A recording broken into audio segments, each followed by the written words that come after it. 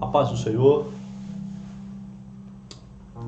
meu amigo, minha amiga, meu irmão, minha irmã, Igreja de Nosso Senhor e Salvador Jesus Cristo. Que prazer poder estar mais uma vez com os irmãos, mais uma vez com você, poder estarmos juntos aqui no nosso canal, para juntos aprendermos um pouco mais da palavra do Senhor. Desde já eu quero agradecer a você que tem se inscrito no nosso canal, você que está conosco, nos acompanhando nesse projeto que Deus tem colocado no nosso coração, você que é parceiro do nosso canal, você que tem nos abençoado, tem ofertado no nosso ministério, que Deus possa abrir a janela do céu e te abençoar, porque através da sua oferta, através aí do compartilhamento do nosso canal, mais pessoas têm tido acesso, mais pessoas têm sido alcançadas aí, através do nosso ministério, e que Deus possa te abençoar, Deus possa multiplicar a sua sementeira, viu? Em nome de Jesus, que não deixe de faltar nada na sua casa, para a sua família, em nome de Jesus. Eu quero profetizar em nome do Senhor Jesus Cristo, portas abertas para você, para a sua casa, para a sua família. Meus amados irmãos, nós estamos em uma série do livro de Apocalipse. Nós estamos estudando o livro de Apocalipse, estamos no primeiro capítulo ainda. Nós estamos em alguns níveis de interpretação, alguns níveis de revelação, desde o nível básico até o nível um pouco mais avançado. Então, todas as semanas nós estamos aqui estudando o livro do Apocalipse. E nós estamos especificamente estudando o primeiro capítulo, do livro de Apocalipse. Já lemos aí, o primeiro capítulo 2 vezes, já vemos aí, uma revelação, uma maneira de interpretar, de maneira mais simples, um pouco mais avançada. Hoje vamos galgar mais aí, mais um degrau na revelação de Deus, no livro do Apocalipse, para que você possa aí ter esse desejo, este gostinho de poder aprender, pesquisar, ter o desejo de aprender mais, se aprofundar mais na palavra de Deus, que é um oceano, meu querido. É um oceano inesgotável, porque a palavra de Deus, ela tem a essência do próprio Deus, ela foi soprada por Deus, ela foi revelada por Deus, inspirada por Deus, Homens inspirados por Deus falaram, movidos pelo Espírito Santo de Deus, não é verdade? Então, ela é uma palavra maravilhosa, e todas as vezes que eu e você lemos esta palavra, nós temos uma revelação a mais, não é verdade? Nós aprendemos um pouco mais, não é verdade? Em nome dos seus. Um dia, toda essa revelação ela vai cessar e nós estaremos diante de Deus, Em nome de Jesus. Aí sim, não teremos mais de buscar, de quebrar a cabeça, porque nós estaremos diante do Senhor e nós o conheceremos como Ele é, não é verdade? Então que Deus possa te abençoar. Eu convido a você a estar com a gente nessa série, nos acompanhar, em nome do Senhor Jesus Cristo, viu? Que Deus te abençoe tremendamente em nome de Jesus. Quero deixar aqui um abraço para o apóstolo Vanderlei Bertoldo. Ele é ali o presidente da comunidade evangélica Íntimos de Deus, uma igreja maravilhosa, uma igreja abençoada, e ele está ali nessa direção. Deus deu ele esse chamado.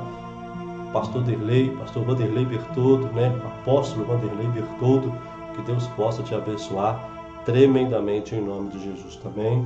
Quero mandar um abraço também para o pastor Simoni Hélio de Moraes. Pastor Simoni Hélio de Moraes é o pastor presidente da Assembleia de Deus, Ministério Belo Horizonte.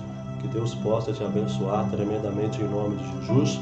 Quero mandar um abraço também ali para o pastor Josué Leite, que é o pastor, da Igreja Batista Getsemane, Missão Vitória e também Missão Goiânia.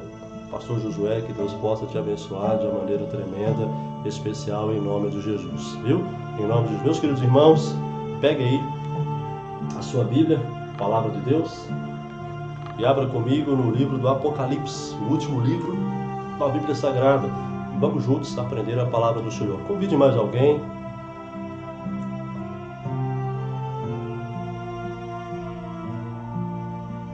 Vamos juntos estudar um pouco mais dessa revelação, porque é isso que a palavra Apocalipse significa, Revelação. Na verdade, não é nada oculto, escondido, não é verdade? Mas a revelação, com a ajuda do Espírito Santo, né, nós estaremos aí estudando alguns níveis de interpretação desse livro tão fantástico, estudado nos últimos dias, não é verdade? Em nome de Jesus. Amém? Você que tem o seu caderno, faça algumas anotações, risque na sua Bíblia, aquilo que for bacana. Nós vamos lendo a palavra do Senhor, versículo a versículo.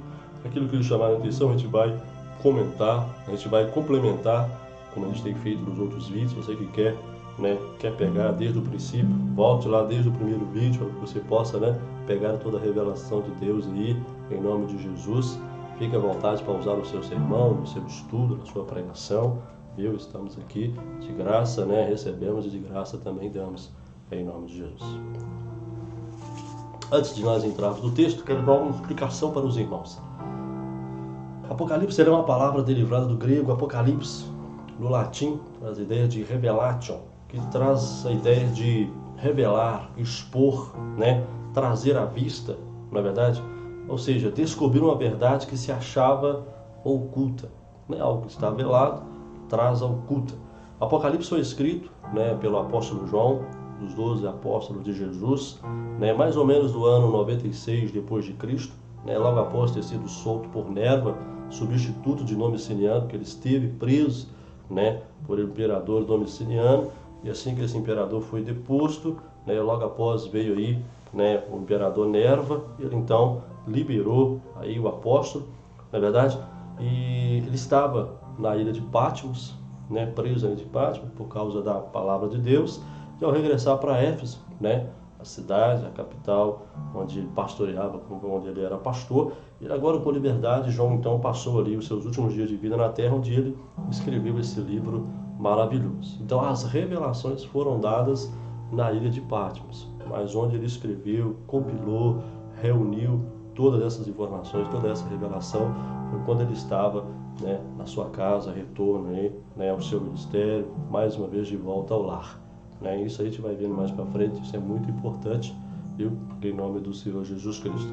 Uma coisa interessante é que o Espírito Santo ele divide o livro do Apocalipse, isso mesmo, o Espírito Santo, né, porque ele é o intérprete da palavra de Deus, ele resolveu dividir esse livro em 3 partes. Primeiro, as coisas que vistes, ou seja, é aquilo, né, que João presenciou, né, antes dele escrever o livro, né, as coisas que são as existentes nas 7 igrejas, lembrando, irmãos, que havia mais igrejas, mas coube ao Espírito Santo, né, selecionar 7 igrejas específicas, né, no tempo em que João escreveu o livro de Apocalipse. E também as que hão de acontecer, são aquelas coisas, né, que estão constadas ali a partir do capítulo 4 até o capítulo de número 22. Amém? Só essa palavrinha, só para os irmãos guardarem bem, em nome de Jesus. Vamos ler então a palavra do Senhor. Apocalipse, capítulo 1.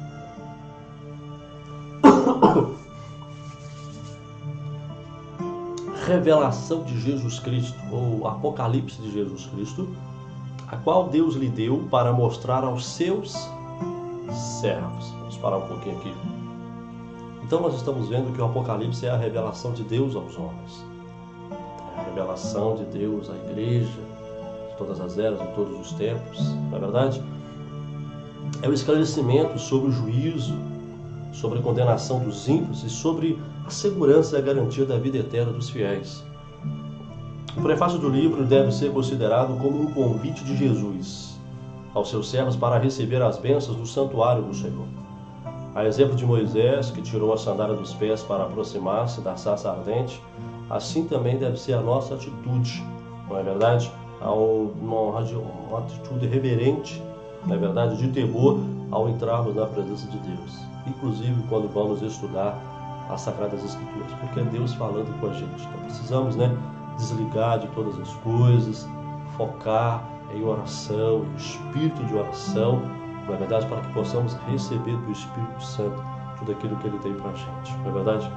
Revelação de Jesus Cristo quer dizer Cristo revelando ou fazendo saber algo para a nossa instrução, não é verdade? É para a nossa instrução, para nos instruir, para nos ensinar, para que possamos crescer na graça e no conhecimento de nosso Senhor e Salvador Jesus Cristo. E o segredo do Senhor é para os que temem, para aqueles que temem ao Senhor, para aqueles que reverenciam o santo nome do Eterno, para aqueles que têm um desejo sincero de aprender a palavra de Deus. Jesus se revela, esse segredo é revelado para ele. Quando temos um coração sincero e humilde, todas as parábolas e profecias nos dão, elas nos são bem compreensíveis, desde que temos esse coração sincero, esse coração humilde. Não podemos chegar à palavra do Senhor com pressuposições, com pressupostos ou com preferências. Não. Temos que chegar totalmente abertos, limpos, para receber aquilo que a palavra de Deus tem que falar com a gente. Não é a palavra se enquadrar a nós, mas é a nossa vida se enquadrar à revelação da palavra de Deus. Não é verdade? Vamos continuar. As coisas que brevemente devem acontecer, e pelo seu anjo as enviou e as notificou a João, os seus servos. Isso aqui é muito interessante. Isso aqui é muito interessante para a gente. O texto não diz que as coisas reveladas iam começar logo, naquele momento, nem que seriam realizadas de uma só vez. Tampouco com alguma delonga ou demora, como muitos têm, não é verdade? Mas compreende-se que será cumprida toda a Escritura de acordo com os eventos. Por exemplo, Pedro declarou: está próximo o fim de todas as coisas. 1 de Pedro 4,7. Tiago afirmou: a vinda do Senhor está próxima. Tiago capítulo 5, versículo 8. E de acordo com essas expressões, ainda há muitas coisas preditas que ainda não aconteceram, mas vão acontecer, porque Deus é fiel para cumprir toda a sua palavra, não é verdade? Então, para elas chegará o dia de se cumprirem em breve. Em breve elas vão acontecer, não é verdade? Em breve todas essas coisas irão acontecer. Versículo 2. O qual testificou da palavra de Deus e do testemunho de Jesus Cristo, de tudo o que tem visto. Olha que coisa interessante. João não ficou calado, não é verdade? Ele não ficou calado, não é? João não ficou calado, né?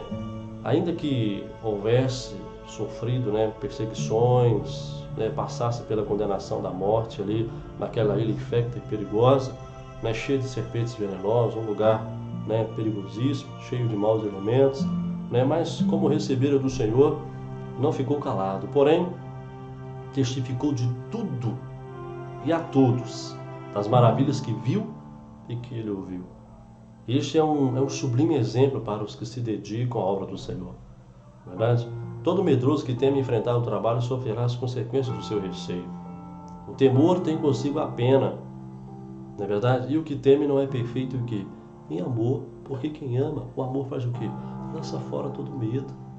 Então, se tem medo, não tem amor. João, agora liberto, morando outra vez em Éfeso, poderia recear os homens, pois ele já havia sido levado ao suplício para morrer, mas certamente se recordava das palavras do grande mestre: não temais os que matam o corpo, mas não podem matar a alma. Antes temei aquele que pode fazer perecer no inferno tanto a alma como o corpo.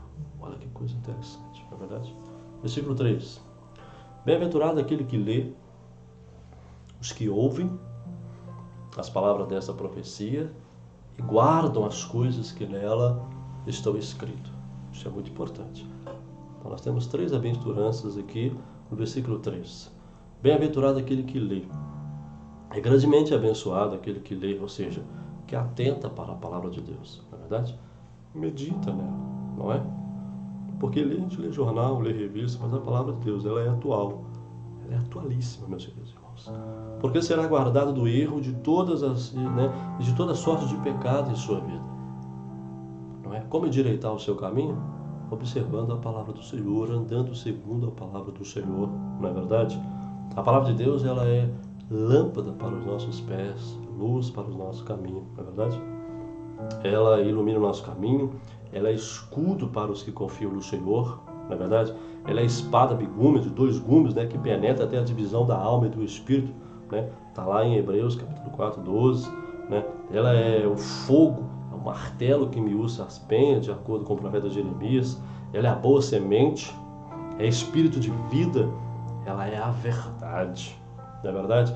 Ela é a água que leva, que lava, ela é a água que purifica o pecador para ser salvo, ela é doce ao paladar, é melhor do que o licor dos favos de mel, não é verdade? Que se pode desejar. A palavra de Deus, ela permanece para sempre, diferente da palavra dos homens, não é verdade? Que tem prazo de validade. A palavra de Deus não, ela permanece para sempre. Amém? Glória a Deus por isso, não é verdade? Deus nunca permanece sem testemunha. Por isso tem falado aos homens de diversas maneiras. Lembra de Hebreus? Falou através da natureza, né? Isso traz a ideia da revelação natural. E ninguém é salvo pela revelação natural. A revelação natural, pelo contrário, ela traz condenação. Porque ela revela que há um Criador, que há o sustentador de todas as coisas. Não é verdade? Também diretamente ao ser humano, como nós vemos, né? Por meio dos anjos, não é? Por intermédio dos profetas. Mas somente falar pela natureza ou pela revelação natural não foi suficiente. Embora pudesse levar ao conhecimento de Deus e exigir dele a adoração devida, por isso o Senhor concedeu a revelação escrita, ou a sua palavra, pela qual não só fez com que o ser humano conhecesse, como também pudesse ouvir a sua voz todos os dias. Não podemos confiar muito na nossa memória ou na tradição, não é verdade? Para retermos tudo que é necessário. Por isso, né, torna-se as Escrituras uma necessidade. Em suma, né, a palavra de Deus ela é um guia infalível para preparar o homem quanto ao conhecimento do Senhor e indicar-lhe, né, um caminho a seguir em sua vida. Por isso a importância da palavra de Deus. E muitos desprezam esta palavra, meus queridos irmãos. Mas ela é muito importante. A palavra de Deus ela é muito importante. Por isso que o salmista vai expressar: guardei a tua palavra no meu coração. Olha que coisa linda, não é verdade? Segunda bem-aventurança, não apenas os que lêem, mas também os que ouvem. Olha que coisa interessante. O Senhor tem reservado bênçãos especiais para os que ouvem, né? Coloca em prática, não é verdade? Através de Isaías, o Senhor diz: inclinai os vossos ouvidos e vinde a mim. Ouvi, a vossa alma viverá, porque convosco farei um concerto perpétuo, dando-vos as firmes beneficências de Davi. Olha que coisa interessante. Jesus também lhe recomenda assim: vede, pois, como ouvis, porque a qualquer que tiver lhe será dado, e a qualquer que não tiver, até o que parecer ter, lhe será tirado. Tenha atenção, não é verdade? Tenha atenção à palavra do Senhor, não é verdade? Na verdade, vos digo que quem ouve a minha palavra e crê naquele que me enviou, tem a vida eterna. Não entrará em condenação, mas passou da morte para a vida. Em verdade vos digo que vem a hora, e agora é que os mortos ouvirão a voz do Filho de Deus, e os que ouvirem, viverão. Que coisa maravilhosa, não é verdade? E a terceira bem-aventurança é: bem-aventurado aqueles que guardam a palavra dessa profecia. Olha que coisa interessante. José, o filho de Jacó, guardava as revelações que Deus lhe dava e conferia cada uma delas. Irmãos, lembram? Né? José, não é verdade? Aquele que se tornou, né, um governador no Egito. Maria, a mãe de Jesus, ela também guardava tudo quanto lhe era revelado acerca do seu filho Jesus Cristo. Ela guardava aquilo no coração. Na verdade, todas as palavras, né? Aquilo que Simeão falou, que a profetisa Ana falou, ela ia guardando aquilo no coração, porque falava a respeito do seu filho. Feliz é o homem que não se deixa levar por todo o vento de doutrina, mas examina bem para certificar-se da verdade, como fizeram os bereanos. Está lá no livro de Atos, capítulo 17, me parece. Paulo recomenda a Tito e Timóteo a conservação da sã doutrina, a conservar aquilo que é são, sadio, saudável, a sã doutrina da palavra de Deus, não costumes humanos. A doutrina da palavra de Deus é sã, não é verdade? Não é verdade? Há muitos desordenados que não se conformam às sãs palavras de nosso Senhor Jesus Cristo e com a doutrina que é segundo a piedade. Isso para provar o que diz o Espírito Santo: apostatarão alguns da fé, dando ouvidos a doutrinas de demônios. Olha que coisa terrível, meus irmãos. Eles deixariam de lado a doutrina de Deus para dar ouvido à doutrina de demônios. Então os demônios também parece que eles têm um corpo doutrinário. Isso é muito perigoso. Tomamos muito cuidado com isso, não é verdade? E Gálatas 1, 8 ao 12 diz assim, né? E obedecendo a outro evangelho, a outra palavra, que é segundo os homens. Então tem uma doutrina dos demônios, tem a doutrina dos homens, tem um outro evangelho, um outro ensino, uma outra palavra que é segundo o quê? Segundo os homens, homens corruptos, homens avarentos, não é verdade? Mercadejando a fé, brincando com a fé dos irmãos, não é verdade? São, portanto, bem-aventurados que ouvem e guardam as coisas que estão contidas na palavra de Deus. Né, meus irmãos? E ele, terminando o versículo, que diz, porque o tempo está o quê? Longe? Não. O tempo está próximo. A qualquer momento. Não é verdade? Nunca antes presenciamos a angústia das nações em perplexidade como agora. Na verdade, o interesse do mundo está voltado para as coisas inteiramente materiais. Né? O mundo hoje ele é completamente materialista, hedonista, não é verdade? Egoísta, egocêntrico, não é verdade? Dentro de todos os prismas sociais, políticos, não há quem busque a Deus. Né? Paulo fala isso lá em Romanos, capítulo 3, não é verdade? Não há interesse pela pregação genuína da palavra, não é verdade? Até mesmo na própria igreja, o amor ele já tem sido escasso. Né? Você é testemunha disso, testemunhar isso, que infelizmente até mesmo entre nós, até mesmo entre o corpo de Cristo, a igreja, infelizmente, né, o amor tem sido escasso. Eu não falo isso no contexto da igreja no sentido místico, mas eu falo no sentido, né, no sentido do templo, da reunião, as pessoas que estão ali, porque o corpo de Cristo, o corpo místico de Cristo é saudável, porque Cristo é a cabeça, mas no meio ali tem uma outra igreja, uma falsa igreja que o amor tem, não é verdade? E os grandes males que sucedem, isso não obstante a boa e agradável advertência do Senhor. Eu quero aqui afirmar que o tempo, irmãos, está próximo. E quero convidar a você, né, a conhecer alguns sinais, né, que antecipam a segunda vinda de Jesus. E lembrando a você que a igreja de Cristo, ela não aguarda os sinais. A igreja de Cristo, ela aguarda o arrebatamento da igreja. E não há nenhum sinal físico, visível, para indicar a época do arrebatamento da igreja. O arrebatamento da igreja ele há de acontecer a qualquer momento, por isso que ela é a doutrina da iminência.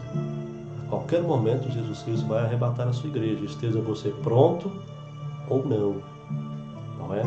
Mas nós temos alguns sinais que indicam aí a proximidade da segunda vinda de Jesus, não é? Lembrando que a igreja não aguarda os sinais, ela aguarda o arrebatamento da igreja. Também os sinais, propriamente dito, seria mesmo, especificamente, como Jesus ensinou para o povo judeu, para o povo de Israel. Então isso é muito interessante. Mas mais para frente a gente vai ver aí nos outros níveis de interpretação e de revelação. Amém? E quais são os sinais? Primeiro, inúmeras religiões surgidas no mundo, né? Até mesmo antes da volta de Jesus, quando Jesus veio da primeira vez, havia várias religiões, né? E isso vai se proliferar, vai aumentar ainda mais antes da segunda vinda de Jesus, que Jesus virá duas vezes. Ele veio da primeira vez, nasceu, viveu, morreu, foi crucificado, ressuscitou, está assunto aos céus e vai voltar uma segunda vez. E essa segunda vinda de Jesus, ela vem em duas fases, primeiro para a igreja e depois para Israel com a igreja. Manifestação da apostasia, né, que é a ação deliberada de voltar para trás. A apostasia, isso é uma ação deliberada de deixar, de negligenciar, de abandonar, de rejeitar, né, aquilo que é a palavra do Senhor. Extrema corrupção que atingirá o mundo nos últimos dias. Corrupção, irmãos, em todas as áreas, política, social, religiosa, amorosa, em todas as camadas. Nós vamos ver uma corrupção ainda mais intensa, não é verdade? Avarentos, conhece pessoa avarenta? Aí vai piorar a situação. Sem afeto natural, não é verdade? Isso vai se intensificar, pai matando os filhos, filhos matando os pais, sem afeição natural, não quer nem saber, não está nem aí para o próximo. É como se estivesse matando um mosquito, uma mosca, não é verdade? Terrível, terrível. Isso vai aumentar. Traidores, traição, vai aumentar em todas as camadas.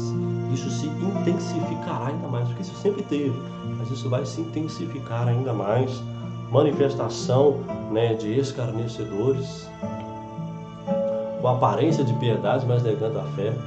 Parece piedoso, mas na realidade quer algo em troca. Quando você vai realmente conviver, você vai ver que realmente não é tudo aquilo que tem passado, aquela imagem toda. Não é verdade, meus irmãos? Não é? Vamos ter aí o princípio das dores, tudo, né? É o princípio das dores. Nós vamos ver sinais das nações, não é? Perseguição contra os fiéis, principalmente, meu irmão sabe que isso aqui se dará contra Israel, né? O povo de Israel. Hoje nós temos perseguição contra a igreja do Senhor, mas nesse período aqui, meus irmãos, isso é terrível. Nós vemos falta de amor, escândalos, heresias no seio da igreja. Essa apostasia, irmãos, vai começar principalmente em cima dos nossos altares, porque vai ficar uma igreja aqui, vai ficar uma galera aí, não é verdade? Infelizmente, muitos não vão subir no arrebatamento da igreja, porque estão brincando com o Senhor, não é verdade? Por isso que eu e você estamos aqui estudando a palavra de Deus, nós sendo santificados, porque Jesus disse: santifica-os na verdade, a tua palavra é a verdade. Então nós estamos nos santificando, não é verdade, meus irmãos? A evangelização na sua maior força, né, vai se intensificar ainda mais, e Cristo vai acompanhar os seus discípulos. Jesus envia cada um deles, a obra de vida será efetuada. Nós temos aí, né, a volta do povo de Israel para a sua terra. É um sinal, na verdade, que nós tivemos. Os irmãos lembram, né? 14, né, de maio de 1948, que teve ali o retorno, né, do povo de Israel. Novamente voltou a ser nação, não é verdade? Os irmãos sabem que Israel teve a sua dispersão pelo reino do norte, né?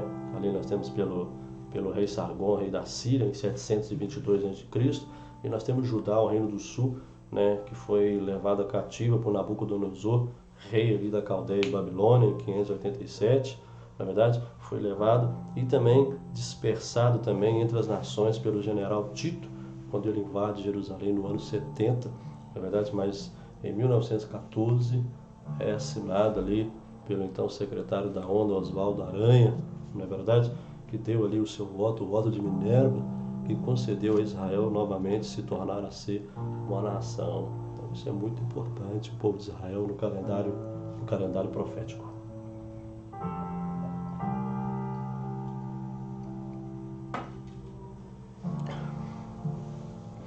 Então Israel ele é dado, né, como sinal, é a figueira, não é verdade? Então é uma evidência para os crentes aí, não é? E a promessa de Deus, não haverá também sinais nos céus, sinais evidentes em nossos dias. Versículo 4. João, as 7 igrejas que estão na Ásia. Olha que coisa interessante. Havia outras igrejas, né? Mas aqui ele resolveu, né, escolher essas 7. A gente vai tentar ver o porquê, beleza? A mensagem foi dirigida a 7 igrejas locais, então existentes naquela época. Havia mais, é claro, né? E de acordo com a situação que cada um enfrentava, o Senhor lhe deu a necessária advertência. Mas aqui essas 7 igrejas representam simbolicamente a igreja de Deus durante o presente dispensação. Isto é, desde o Pentecoste até a segunda vinda de Jesus, o arrebatamento da igreja. Não é verdade? Porque logo após o arrebatamento da igreja, é Cristo tratando com Israel, não é mais tratando com a igreja. Não é verdade? São o número de 7 porque o tempo está dividido em 7 períodos ou dispensações, na verdade, onde cada fase corresponde à situação espiritual da igreja em determinado período. O número 7 é símbolo de perfeição ou plenitude. E o número 7 é o número sagrado, não é verdade? A gente não vai fazer nenhuma cabalística aqui não. O 7 é um dos algarismos, né, empregados no processo de calcular, sem ligação alguma com assuntos religiosos. Era, contudo, um número considerado sagrado pelos hebreus, na verdade, e por outros povos de raça semítica, entre os quais se contam os arianos da Pérsia, até mesmo os gregos, na verdade. Encontra-se esse número na descrição do templo da sabedoria, nas 7 tranças da cabeleira de Sansão, consagrada a Deus, nas vítimas que eram sacrificadas na violação do pacto, né, nas cordeiras que serviam para, né, atestar o tratado entre Abraão e Abimeleque, A ideia de que o número 7 deriva o seu caráter sagrado, soma 3, mais o número 4, pura fantasia. Considera-se o número sagrado porque Deus o empregou na contagem, dos luminares postos no firmamento. O Sol, a Lua, 5 planetas, claro, a mais, mas apenas aqui para a gente ter uma noção, na verdade, das fases da Lua, que se renovam a cada 7 dias, e todos esses fenômenos servem para confirmar a sagração do número 7. Deus abençoou o 7º dia, o santificou. Então, o número 7 ele tem uma certa significância na palavra de Deus e principalmente aí nos textos, da classificação profética. Mas vamos continuar, porque não é esse o nosso objetivo, muito aprofundarmos agora. Graça e paz seja convosco. A palavra tem um ânimo para todos os filhos de Deus, por isso que o Apocalipse é para trazer ânimo, para trazer alegria, para trazer consolo. O vocábulo graça lembra-nos do amor divino e as bênçãos imerecidas do passado e do presente, bênçãos que nunca nos faltarão no futuro. Na verdade, o termo paz, sempre nos fala de que Ele é a nossa paz e que sobre a cruz fez paz em nosso favor. Na verdade, lembrando que éramos inimigos de Deus e a maneira que Deus usou para nos reconciliar consigo mesmo foi através da morte de seu Filho. Na verdade, por Ele, agora temos paz com Deus, porque Jesus Cristo nos justificou, não é verdade? E é a paz de Deus que domina nossos corações e nos proporciona alegria perene. Não é a ausência de adversidade, não é a ausência de problemas, mas é ter paz. Em meio às lutas, nós sabemos que a vitória é certa. Porque no final, Deus vai entrar ao meu e ao seu favor e vai dar a vitória em nome de Jesus. Na verdade, a invocação da paz sempre foi uma saudação entre os homens através do tempo. Na verdade, paz seja convosco, shalom, na verdade. E Jesus nos dá esse exemplo ao saudar os seus discípulos com a paz. Lembra quando ele ressuscita, ele entra, paz seja convosco, na verdade. Assim desejamos permanecer conforme os ensinos do Senhor, a fim de permanecer, a fim de mantermos entre nós essa saudação. Por isso que nós saudamos, a paz do Senhor. A paz do Senhor Jesus, graça e paz seja convosco, não é verdade? Que é a mesma saudação que nós temos aí apostólica, não é verdade? Da parte daquele que é, que era, que há de vir, e dos 7 Espíritos que estão diante do trono. Quem é Deus? Nós sabemos que, segundo a palavra de Deus, Deus é Espírito. Ele é infinito, Ele é eterno, Ele é imutável em seu ser, Ele é sabedoria, Ele é poder, Ele é santidade, Ele é justiça, Ele é bondade, Ele é verdade. Ele não tem, Ele é. Essas qualidades são atributos aí incomunicáveis e alguns comunicáveis, não é? Deus é Espírito, de acordo com João 4:24. Deus ele é eterno, Êxodo 3:14. Deus é imutável, ele não muda. Isso que você pode confiar. Deus ele é sabedoria, Ele sabe o que está fazendo comigo e com você.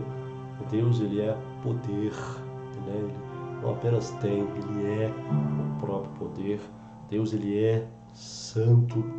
É por isso que Ele não se compactua com o pecado, com o erro. Na verdade, Deus é justiça. Na verdade, Ele é justiça, Ele age de acordo com a sua justiça. Deus é a própria bondade. Deus é bom para comigo e com você todos os dias. Deus é verdade. Ele não há mentira, nem sombra de variação. Deus é verdade. Por isso que Ele é digno de toda a aceitação. Não duvide de Deus. Na verdade, e Deus ele revela a si mesmo. Faz-se conhecer e proclama o seu nome. Irmãos, só conhecemos a Deus porque Ele resolveu se revelar a nós. Amém, meus irmãos? Nós vemos que nós temos na Bíblia alguns atributos de Deus que revelam a sua pessoa. E nesses atributos nós temos alguns nomes pelos quais Deus ele se revela e a qual Ele é conhecido. Quero trazer alguns aqui, rápido, mas apenas para os irmãos verem que coisa maravilhosa. El, este nome designa Deus como forte, como primeiro, como poderoso, como a origem de tudo, A primeira menção deste nome ocorre em Gênesis 14:18. Ele aparece na Bíblia cerca de 220 vezes na Bíblia Sagrada. Elohim traduz Deus, cujo vocábulo está no plural, não está no singular. refere-se ao Senhor como Criador, administrador do universo. Literalmente, Elohim significa o que põe poder para fora, não é verdade? E este nome aparece 2.701 vezes na Bíblia, principalmente nos livros de Deuteronômio e no livro de Salmos. Isso é muito interessante. Eloá, né? É o singular de Elohim, que fala de Deus como o único Deus. Elá corresponde ao nome Eloá da língua hebraica. Elá é um nome de origem cáudica, né? E aparece na Bíblia cerca de 75 vezes, no livro de Esdras e Daniel. Na verdade, interpreta Deus como vivo e verdadeiro. Jeová é traduzido por Deus ou Senhor, né? Encontra-se registrado cerca de 6.437 vezes nas Escrituras Sagradas e expressa a autoridade de um Deus autoexistente. Tem, né, a sua origem no verbo ser em hebraico, né? Yod, Re, Vav, Re, né? I, W, V, H, né? E inclui os 3 tempos. Ele é no passado, ele é no presente, ele é no futuro. Ele é aquele que era, aquele que é e aquele que há de vir. Esse é o nome nacional de Deus entre os judeus, né? E existem várias composições do nome de Deus nas quais aparece, né, o nome Jeová quando Deus te revela. Então, né, por exemplo, Jeová Rosseu, né, o Senhor que nos criou. Jeová Jireh, o Senhor que nos provê. Jeová Shalom, o Senhor que é paz. Jeová Rafá, o Senhor que nos cura. Jeová Eloheca, né, o Senhor teu Deus. Jeová Nissi, né, o Senhor é a nossa bandeira. Jeová Raá, o Senhor é o meu pastor. Jeová Samá, o Senhor está aqui. Jeová El, o Senhor que é Deus da verdade. O Jeová Tzidkenu, né? O Senhor é justiça nossa. E a palavra Adonai, este termo vem do vocábulo Adon, significa Senhor, dono em hebraico, né? O sentido de Adon é meu Senhor, meu dono, né? Define Deus como mestre, Senhor, dono do seu povo. A palavra Adonai sugere o seguinte conceito: traz a ideia de autoridade, de poder, de deidade, de reverência, de responsabilidade, de posse ou, né, de parentesco, não é verdade? Então nós vemos aí a revelação de Deus aqui no livro de Apocalipse. Também, meus irmãos, nós temos também a revelação da Trindade, não é? Nós não cremos, né, em 3 deuses, mas sim em um Deus que se revela, né, em 3 pessoas, não é verdade? É uma coisa muito interessante, conforme Efésios 4. Deus constitui si mesmo em essência uno. Ele é um, mas que se revela em 3 pessoas, na verdade, porém manifesta e trino. Deus, ele é uma trindade, Pai, Filho e Espírito Santo. A ação da trindade revela-se na Bíblia clara e sofismada. Por exemplo, em Gênesis 26 diz, né, façamos, ou seja, não está falando com os anjos, não é? Estava falando entre ele e a trindade, entre Deus, o Filho e o Espírito Santo. Façamos conforme a nossa imagem, né? Gênesis 3:22 diz, é como um de nós, não é verdade? Gênesis 11:5 e 7, desçamos e confundamos, não é verdade? Em Isaías 7:14, lembra o seguinte, o Espírito Santo fala pelo profeta, fala em nome do Senhor, dá o sinal, né, o nascimento do Filho. Em Isaías 63, versículos 9 e 10, lembra o seguinte, que Deus angustiado, nós vemos o anjo da sua face, fala de Jesus como Filho, contristar o Espírito Santo, né? Então nós vemos aí a Trindade, né, apresentada aí, né? Em Mateus 3:16 e 17 lemos o seguinte, que nós vemos ali Jesus sendo batizado, o Espírito Santo vem sobre ele em forma corpórea de uma pomba, e o Pai, ele diz, né, este é meu Filho amado em quem me compraz, é este eu vi, não é verdade? Em Mateus 28:19, né, nós vemos ali a fórmula do batismo, né, batizado em nome do Pai, do Filho, do Espírito Santo, na verdade. Em Lucas 24:49 nós vemos o seguinte, que o Filho promete, né, o Filho promete enviar a promessa de quem? A promessa de Pai. Qual que é a promessa do Pai? Do Espírito Santo.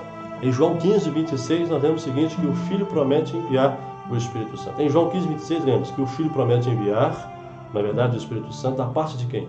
Da parte do Pai. Em 2 Coríntios 13:3 nós lemos que a graça do Senhor Jesus Cristo, o amor de Deus e a comunhão do Espírito Santo. Então nós vemos aí, né, que a bênção apostólica ela é, nós vemos ali a Trindade, né, né, inteirada nesse versículo aí. Então podemos dizer que Deus ele é, que o Pai é Deus, que o Filho ele é Deus, não é verdade? Nós vemos que o próprio, né, ele se apresenta a si mesmo como Deus da aliança, né? Que coisa interessante. Que o Espírito Santo também é Deus. Que coisa interessante o livro de Apocalipse, né? Então, o Pai, o Filho e o Espírito Santo são pessoalmente distintos um do outro, né? E eles se entendem, né, perfeitamente entre si, né? E amam-se e honram-se mutuamente. Então, contudo, há um só Deus, não é verdade? Então, dizemos que não só que cada um é Deus, mas que um é o mesmo Deus. Isso é coisa bacana demais, né? Isso não entra na nossa mente, mas é uma verdade revelada na palavra de Deus. Amém, meus irmãos? Então, dos 7 Espíritos, isso significa a perfeição da onipotência, da onisciência, da onipresença de Deus. Verdade? Versículo 5. Da parte de Jesus Cristo, olha que coisa interessante, da parte de Jesus Cristo. Da parte de Jesus Cristo. Disse o anjo José, lembra lá, né? Chamarás o seu nome Jesus. Por quê? Porque ele salvará o seu povo dos pecados dele. Esse é o principal motivo da vida de Jesus, salvar o seu povo dos seus pecados.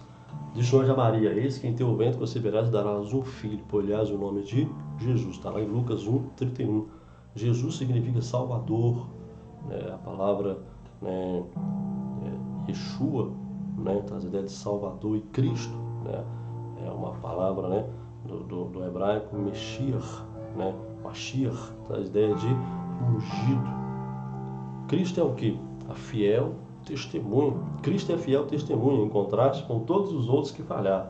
Abraão falhou, Moisés falhou, Davi falhou, porém Jesus jamais houve engano na sua vida. Na verdade, alguns ilustres pregadores afirmam sua mensagem, né, quando declaram a integridade de Jesus, que a sua túnica ela não tinha costura, então, ou seja, a sua vida, né, não tinha remenda, não tinha emendas na vida de Jesus. Isso é muito interessante para a gente. Vamos ver o que o apóstolo Pedro ele afirma. A Pedro, capítulo 2, 1 de Pedro 2:22 diz assim: o qual não conheceu o pecado, nem na sua boca se achou engano. João, 1 de João 3:5 diz assim: nele não há pecado. Paulo, segundo aos Coríntios 5:21 diz: aquele que não conheceu o pecado, fez pecado por nós, para que nele fôssemos feitos justiça de Deus. Gálatas 3:13: Cristo nos resgatou da maldição da lei, fazendo-se maldição por nós. Então, ou seja, ele é a fiel testemunha, não é verdade? Ele também é o que? Primogênito dos mortos, é o que diz o restante do versículo, né? O primeiro que penetrou na ressurreição da vida, né? E nós vemos ali o ressurgimento da filha da viúva de Naim, da filha de Jairo, de Lázaro, né? Outros apontados do Evangelho foram apenas uma demonstração da parte de Deus como sinal para trazer muitos à fé, não é verdade? Houve neles uma ressurreição parcial, porque todos eles, né, eles voltaram a morrer novamente, não é verdade? Mas somente Cristo é a ressurreição e a vida. Cristo, ele ressuscitou para nunca mais morrer. É a garantia de que eu e você, um dia nós iremos ressuscitar e estaremos para sempre com o Senhor. O príncipe dos reis da terra. Coube a Jesus a promessa feita por Deus a Davi, né, que quando ele firmasse, né, quando ele morresse, Deus iria firmar o seu trono, o trono dele jamais teria fim, não é verdade? Então essa bênção é confirmada, né, que Jesus Cristo é o príncipe dos reis da terra, aquele que nos ama, né? João 15:13 diz: ninguém tem maior amor do que este, de dar a alguém a sua vida pelos seus amigos, e Cristo deu a vida por mim e por você. O Pai nos demonstrou o seu grande amor ao conceder o seu bendito Filho para morrer por nós, em nosso lugar. João 3,16. Jesus provou a consagração do mesmo amor, pois voluntariamente deu a sua vida por nós. Que coisa maravilhosa, né? E disso vemos a prova no jardim de Getsêmani, quando Cristo ele foi preso. Verdade? Se o Senhor não quisesse sofrer a morte, meus irmãos, ninguém conseguiria prendê-lo, verdade? Mas ele liberadamente se entregou e não foi morto, verdade? Ele se entregou, não tinha como matar Jesus, mas ele se entregou por nós, verdade? Aqui na terra o Senhor amou tanto, até o último momento da sua vida, Não obstante, entre os seus discípulos, né, mesmo tendo um traidor entre eles, na verdade. E agora no céu, Jesus continua a amar e dá provas desse amor, na verdade.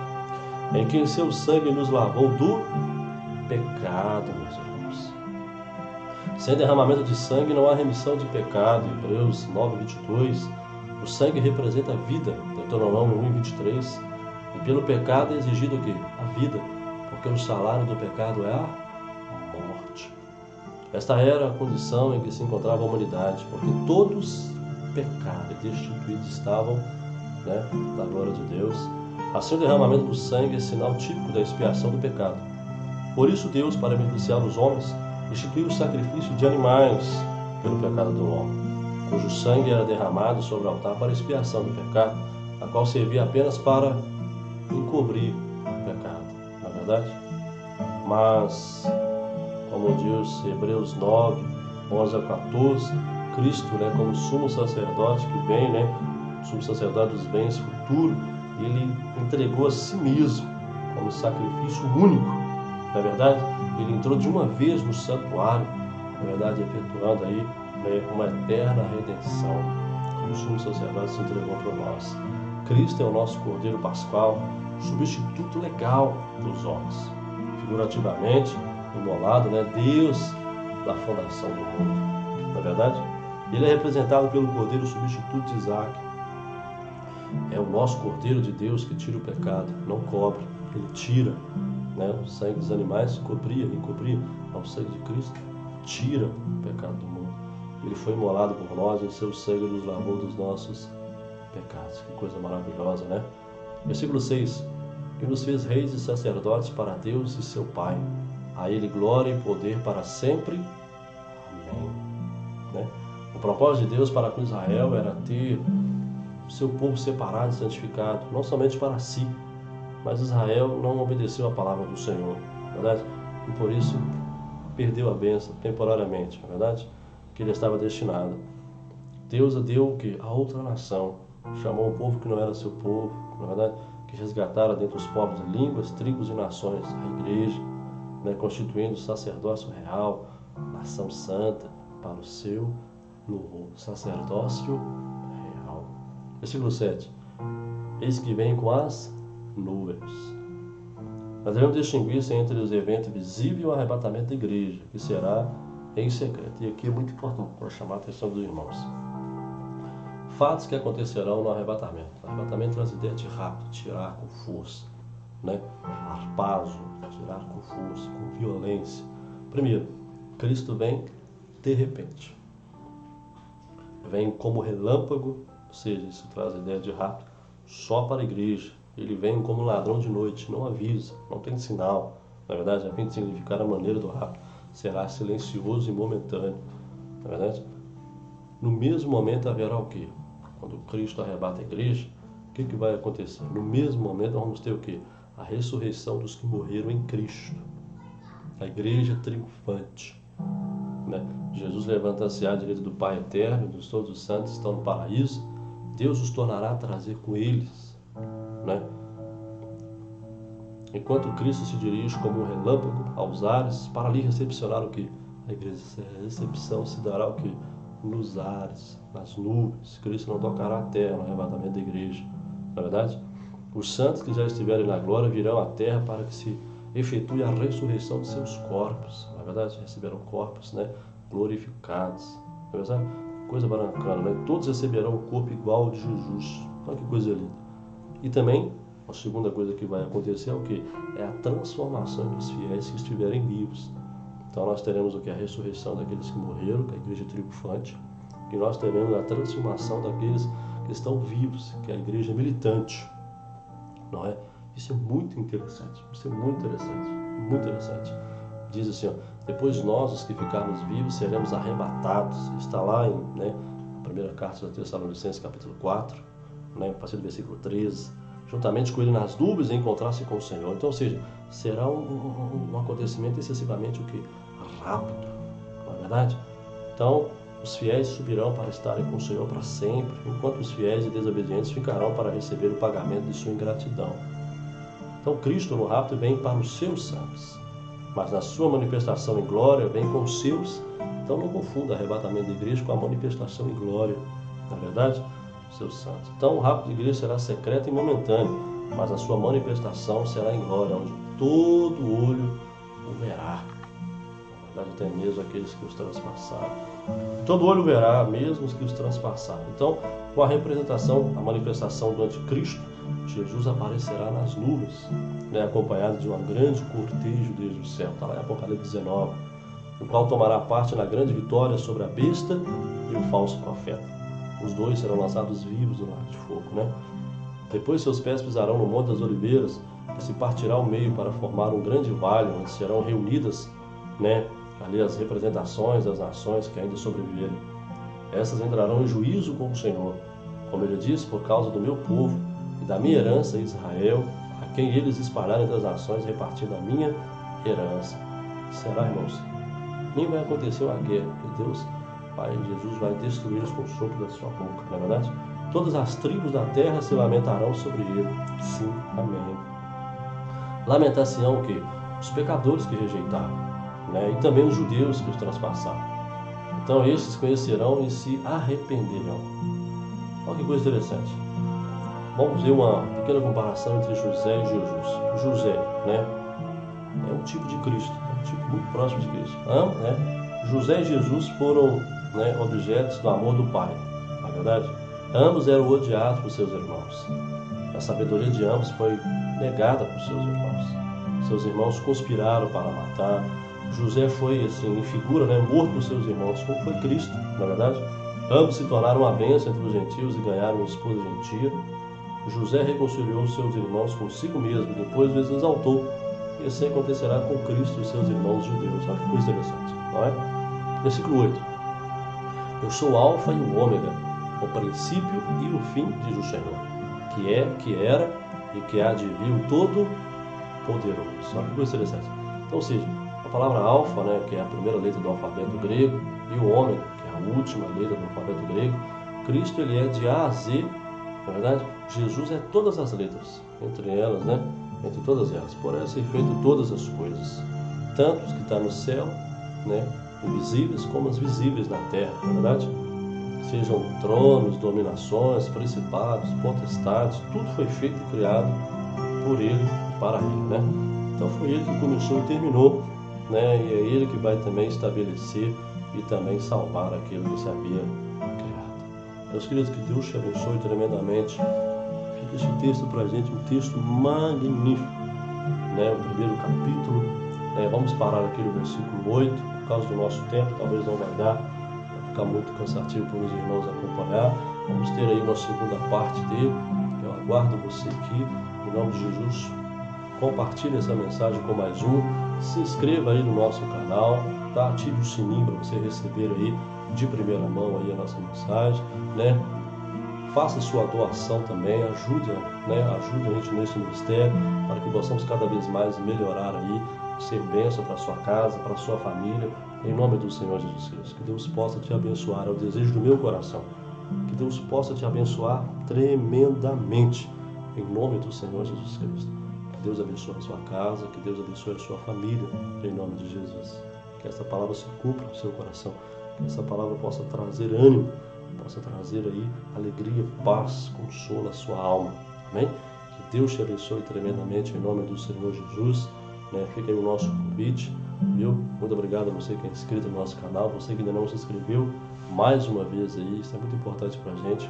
Ative aí o sininho, se inscreva no nosso canal, deixe o seu comentário, compartilhe essa mensagem com alguém nas suas redes sociais. Que Deus te abençoe, meu querido, em nome do Senhor Jesus Cristo, viu? Em nome de Jesus, espero ser bênção para você, para sua casa, para sua família, em nome do Senhor Jesus.